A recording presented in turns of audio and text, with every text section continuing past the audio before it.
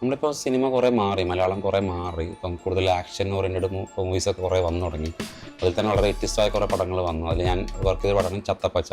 ചേച്ചിയെ പിടിച്ച് മുടി പിടിച്ച് കഴിയുമ്പോൾ ചേച്ചി കരയും, ചേച്ചിയുടെ വായ അമ്മ പൊത്തും, അമ്മ എന്നിട്ട് അയാളെ പൊത്തും, അയാളെ കടിക്കും, അമ്മ കരയും. നമുക്ക് പൊതുവെ എല്ലാ സ്റ്റൺസും ചെയ്യുന്ന സമയത്ത് എത്ര ചാട്ടം ചെയ്തിട്ടുണ്ടെങ്കിലും നമുക്ക് എപ്പോഴും ഒരു ടെൻഷൻ നമ്മുടെ ഉള്ളിലുണ്ടാവും. അപ്പോൾ ആക്ടേഴ്സിനെ പോലെ തന്നെ നമ്മൾ എത്ര ആക്ട് ചെയ്തിട്ടുണ്ടെങ്കിലും നമുക്കൊരു ടെൻഷൻ എപ്പോഴും ഒരു ഉള്ളിലുണ്ടാവില്ല. അതുപോലെ തന്നെയാണ് സ്റ്റണ്ടിൻ്റെ കേസിൽ. എല്ലാം നമ്മൾ സിനിമാറ്റിക് ആയി കഴിഞ്ഞാലും ബോറടിക്കും, എല്ലാം റിയലിസ്റ്റിക്കാലും ബോറടിക്കും. ഇപ്പോൾ നമ്മൾ എക്സാമ്പിൾ ഇപ്പോൾ ജോൺ വിക്ക് എടുത്തു കഴിഞ്ഞാൽ ജോൺ വിക്ക് റിയലിസ്റ്റിക് ആണ്, പക്ഷേ അതേസമയത്ത് സിനിമാറ്റിക്കും ആണ്. പക്ഷേ കൂടുതലും റിയലിസ്റ്റിക്കിലോട്ടാണ് അത് ചാഞ്ഞിരിക്കുന്നത്. KGF എടുത്തു കഴിഞ്ഞാൽ അത് റിയലിസ്റ്റിക് അല്ല, ഒട്ടുമല്ല. അത് വളരെ സിനിമാറ്റിക്കായ വളരെ സ്റ്റൈലൈസ്ഡ് ആയിട്ടുള്ള ഫൈറ്റാണ്. ഞാനിപ്പോൾ അറൗണ്ട് ഒരു 80+ സെലിബ്രിറ്റീസ് ട്രെയിൻ ചെയ്തിട്ടുണ്ടാവും. അതിലെനിക്ക് ഫേവറേറ്റായ കുറച്ച് പേരുണ്ട്. ഒന്നാമത്തെ ആൾ പ്രണവ് മോഹൻലാലാണ്.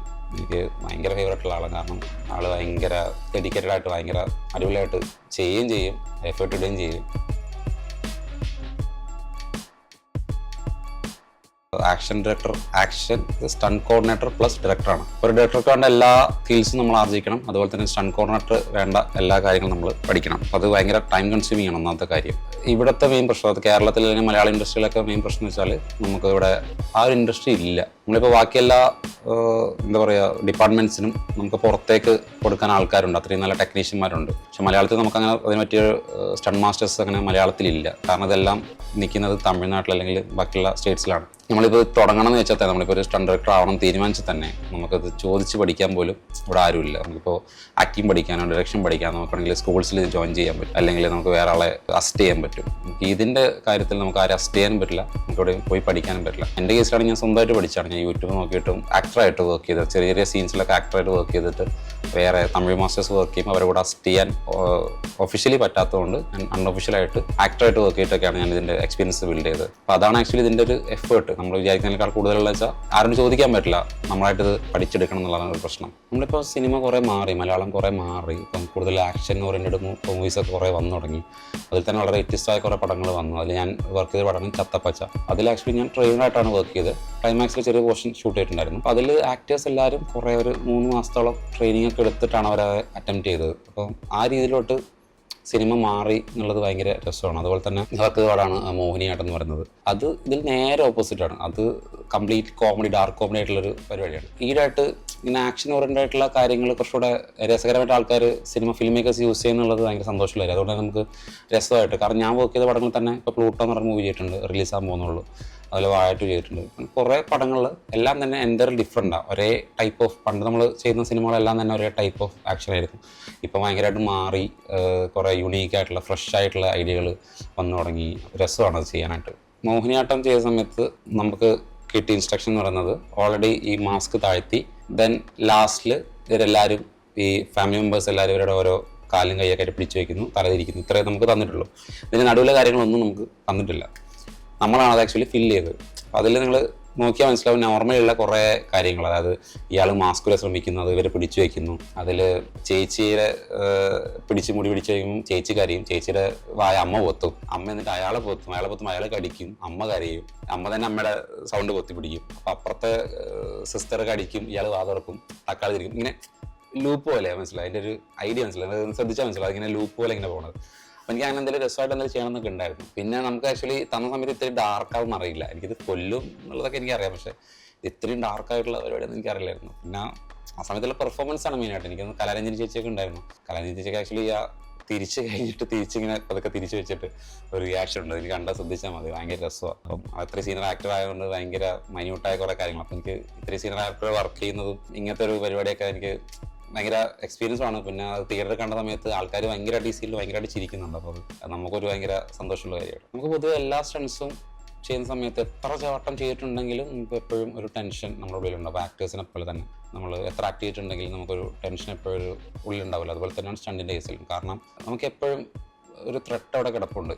അപ്പോൾ അതുകൊണ്ട് നമ്മളെല്ലാ സ്റ്റൺസ് എത്ര റിപ്പീറ്റ് ചെയ്ത കാര്യമാണെങ്കിലും, എത്ര വർഷമായിട്ട് ചെയ്യുന്ന കാര്യമാണെങ്കിലും നമുക്കതിൽ സംതിങ് കോസ് റോങ് നമുക്ക് പ്രശ്നമാകാം, അപകടം സംഭവിക്കാൻ ചാൻസ് ഉള്ളതുകൊണ്ട് നമുക്ക് എപ്പോഴും ഒരു ടെൻഷനുണ്ട്. അതുകൊണ്ട് എനിക്ക് കുറേ അധികം സ്റ്റൺസ് അങ്ങനെയുണ്ട്. അതിൽ എനിക്ക് അടുത്ത കാലത്ത് ചെയ്തൊരു സ്റ്റണ്ട് എന്ന് വെച്ചാൽ, ഞാൻ മ്യൂസിക് വീഡിയോയുടെ ഭാഗമായിട്ട് അതിൽ സിംഗറിനെ ഫുൾ ബേൺ ചെയ്യാൻ പറഞ്ഞു. അതായത് മേൽ മൊത്തം തീയിടാൻ പറഞ്ഞു. അപ്പോൾ പൊതുവേ നമ്മൾ സ്റ്റണ്ട്മാരാണ് ചെയ്യുന്നത്, അപ്പോൾ റിസ്ക് അത്ര ഇല്ല. പക്ഷേ ഇത് ഇപ്രാവശ്യം അവരെ തന്നെ ചെയ്യണമെന്ന് പറഞ്ഞിട്ട് നമ്മളത് ആർട്ടിസ്റ്റിനെ നമ്മൾ പറഞ്ഞ് കൺവിൻസ് ചെയ്തു പറഞ്ഞ പോലെ ട്രയലൊക്കെ ചെയ്ത് ദെൻ ഫുൾ ബേൺ അയാൾ ചെയ്തു. ഏകദേശം ഒരു 1 മിനിറ്റോളം അയാൾ നിന്ന് കത്തി. അപ്പോൾ അത് ഭയങ്കര റിസ്ക്കുള്ള ഭയങ്കര ടെൻഷനുള്ളൊരു കാര്യമാണ്. അപ്പോൾ അയാൾ ആക്ച്വലി മേൽ തീ പിടിച്ച ശേഷം ഡാൻസ് കളിക്കുകയായിരുന്നു. അപ്പോൾ ഞാൻ ഡാൻസ് ചെയ്ത് ഇയാൾ തുടങ്ങി ഒരു 10 സെക്കൻഡ് കഴിഞ്ഞപ്പോൾ എനിക്കിത് ഓക്കെ ആയി എന്ന സമയത്ത് ഞാൻ ഓട്ടോമാറ്റിക് ഡാൻസ് ചെയ്യാൻ തുടങ്ങി കൂടെ. അപ്പോൾ അതെനിക്കും ഓക്കെ കിട്ടി, ഇത് വർക്കായി, വലിയ കുഴപ്പമില്ല, സേഫ് ആണെന്നുള്ള. അവിടെ ഞങ്ങൾ ചെയ്തിട്ടുള്ളതാണ്, ഞങ്ങളെല്ലാവരും ചെയ്തിട്ടുള്ളതാണ്. പക്ഷേ നമുക്ക് എന്തെങ്കിലും റോങ് ആയിട്ട് പോയി കഴിഞ്ഞാൽ സ്റ്റണ്ട്മാൻ ആണെങ്കിൽ സ്റ്റണ്ട് ഡയറക്ടർ മനസ്സിലാവും. പക്ഷേ പുറത്തുനിന്നൊരാൾ ഇത് എക്സ്പീരിയൻസ് ഇല്ലാത്ത ഒരാൾ ചെയ്യുന്ന സമയത്ത് എന്തെങ്കിലും റോങ് ആയിട്ട് പോയാൽ അത് ഐഡൻറ്റിഫൈ ചെയ്യാൻ പറ്റണമെന്നില്ല. അപ്പോൾ ആർട്ടിസ്റ്റിനെ നമ്മൾ അങ്ങനെ കത്തിക്കുക എന്ന് പറയുന്നത് ഭയങ്കര റിസ്ക്കുള്ള കാര്യം. അപ്പോൾ അതാണ് എനിക്ക് ഭയങ്കര ഒരു റിസ്ക്കുള്ളൊരു സ്റ്റണ്ടായിട്ട് അടുത്ത കാലത്ത് എനിക്ക് തോന്നിയിട്ടുള്ളത്. നമ്മൾ പടത്തിൽ സാധാരണ റിയലിസ്റ്റിക്കായ ഫൈറ്റ് അല്ലെങ്കിൽ സിനിമാറ്റിക്കായ ഫൈറ്റ് ഉണ്ടാവും. രണ്ട് എഡ്ജിലുള്ള കാര്യങ്ങളാണ്. സെൻറ്ററിലൊരു പോയിന്റ് വെച്ചിട്ട് നമ്മൾ റിയലിസ്റ്റിക്കായിട്ട് പോകാം, നമുക്ക് സിനിമാറ്റിക്കിലോട്ടും പോകാം. നമ്മൾ റിയലിസ്റ്റിക് ആവുന്നതോറും അതിൻ്റെ ഇമോഷൻ കൂടുതലായിരിക്കും, അതിൻ്റെ റോനെസ് കൂടുതലായിരിക്കും. പക്ഷേ സിനിമാറ്റിക് ആവുന്നതോറും അതിൻ്റെ വിഷ്വൽ ബ്യൂട്ടിയും മറ്റു കാര്യങ്ങളും അതിൻ്റെ ഒരു എൻ്റർടൈൻമെൻറ്റ് കുറച്ചുകൂടെ കൂടുതലായിരിക്കും, കാണാൻ രസമാണ്. ഭയങ്കര ലോജിക്കൊന്നും നമുക്ക് ചിലപ്പം നിർബന്ധമില്ല. അപ്പോൾ പക്ഷെ നമ്മളൊരു കഥ നോക്കിയിട്ട് അതിനനുബന്ധമായിട്ട് എന്താണ് വേണ്ടതെന്ന് നോക്കിയിട്ട് നമ്മൾ തീരുമാനിക്കുന്നത്. അപ്പോൾ എല്ലാം നമ്മൾ സിനിമാറ്റിക് ആയി കഴിഞ്ഞാലും ബോറടിക്കും, എല്ലാം റിയലിസ്റ്റിക് ആയാലും ബോറടിക്കും. ഇപ്പോൾ നമ്മൾ എക്സാമ്പിൾ ജോൺ വിക്ക് എടുത്തു കഴിഞ്ഞാൽ ജോൺ വിക്ക് റിയലിസ്റ്റിക് ആണ്, പക്ഷേ അതേസമയത്ത് സിനിമാറ്റിക്കുമാണ്. കൂടുതലും റിയലിസ്റ്റിക്കിലോട്ടാണ് അത് ചാഞ്ഞിരിക്കുന്നത്. അപ്പോൾ അതുപോലെ തന്നെ പല പടങ്ങളിപ്പോൾ നമ്മൾ KGF എടുത്തു കഴിഞ്ഞാൽ അത് റിയലിസ്റ്റിക് അല്ല, ഒട്ടുമല്ല. അത് വളരെ സിനിമാറ്റിക്കായ വളരെ സ്റ്റൈലൈസ്ഡ് ആയിട്ടുള്ള ഫൈറ്റാണ്.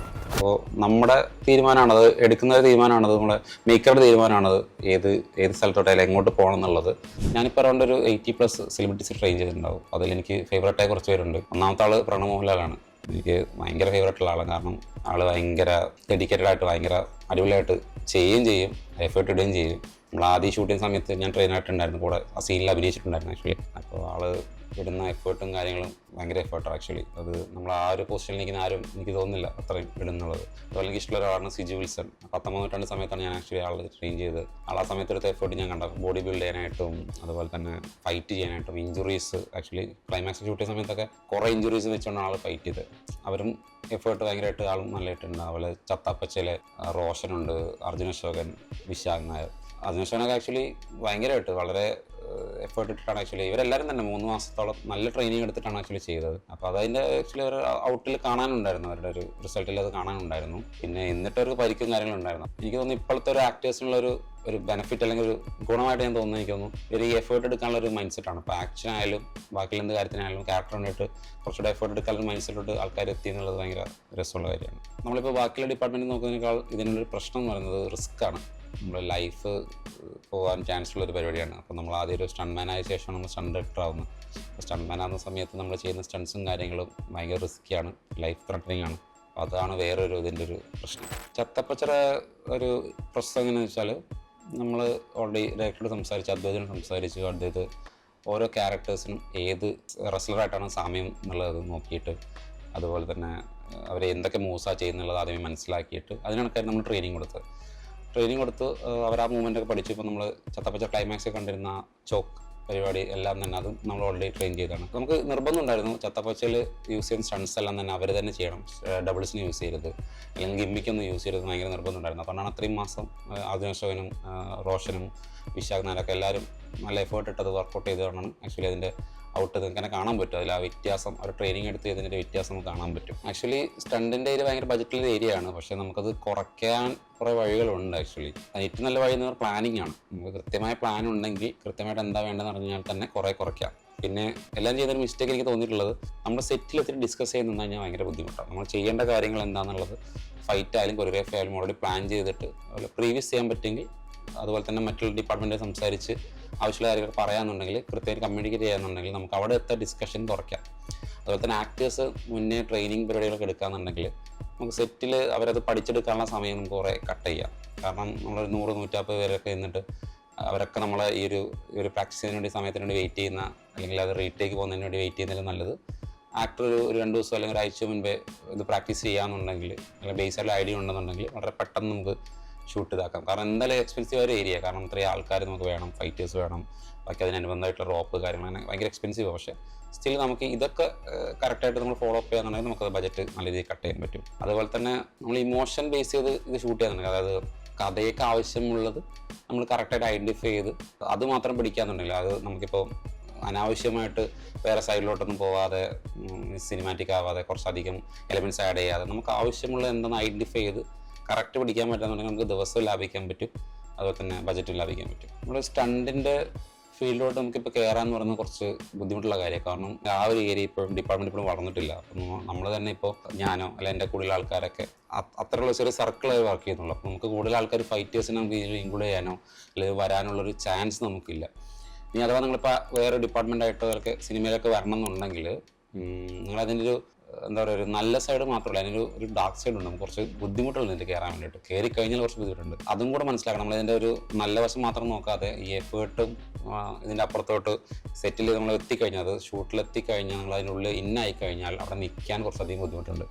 നമ്മൾ കൺസ്റ്റൻ്റായിട്ട് ചെയ്യണം കാര്യങ്ങൾ, പിന്നെയും പഠിച്ചുകൊണ്ടിരിക്കണം, പുതിയ പുതിയ ഫ്രഷായിട്ട് ആലോചിച്ചുകൊണ്ടിരിക്കണം, അങ്ങനത്തെ കുറേ കാര്യങ്ങൾ. അതുപോലെ തന്നെ പുതിയതായിട്ട് കയറാൻ അല്ലെങ്കിൽ സിനിമയിലോട്ട് വരാൻ താല്പര്യമുള്ള ഏത് ഡിപ്പാർട്ട്മെൻ്റ് ആയാലും എനിക്ക് പറയാനുള്ളൊരു കാര്യം എന്ന് വെച്ചാൽ എന്നെ എന്തിന് സിനിമയിൽ ആവശ്യമുണ്ടെന്നുള്ള. കാരണം സിനിമയ്ക്ക് എന്നെ ആവശ്യമില്ല, എനിക്ക് സിനിമ ആവശ്യമുള്ളൂ. അപ്പോൾ അതുകൊണ്ട് എന്നെ എന്തിനാണ് സിനിമയ്ക്ക് ആവശ്യം എന്നുള്ളതിന് ഒരു റീസൺ കണ്ടുപിടിച്ച് കഴിഞ്ഞാൽ, ഇപ്പോൾ ഞാൻ ആക്ടറായി കയറിയ സമയത്ത് ഞാൻ സ്റ്റണ്ട് ചെയ്യുന്ന ഒരു ആക്ടർ കൂടിയാണ്. അപ്പോൾ അതുകൊണ്ട് ഞാൻ ഭയങ്കര വലിയ നല്ല ആക്ടറൊന്നുമില്ല, പക്ഷേ സ്റ്റണ്ട് ചെയ്യുന്ന ഒരു ആക്ടറായിരുന്നു. അതുകൊണ്ട് അങ്ങനത്തെ സ്പേസുകൾ അങ്ങനത്തെ ക്യാരക്ടർ വരുന്ന സമയത്ത് എന്നെ ചൂസ് ചെയ്യാൻ പറ്റുള്ളൂ. അപ്പോൾ അതെനിക്കൊരു പ്ലസ് ആയിരുന്നു.